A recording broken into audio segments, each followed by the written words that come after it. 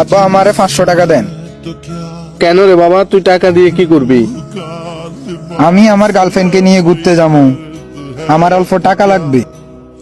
আচ্ছা বাবা ধর, আমার কাছে এই টাকাগুলো আছে, সকাল সকাল বাড়ি চলে আসবি। যা।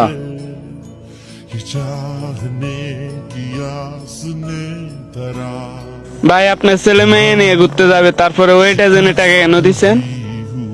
ভাই বর্তমান সমাজের যে অবস্থা, গার্লফ্রেন্ডের জন্য ছেলে মাকে হত্যা করে, তাই আমি আমার ছেলেরে টাকা দিয়ে দিছি। যদি সে টাকার জন্য আমারে খুন করে ফেলে?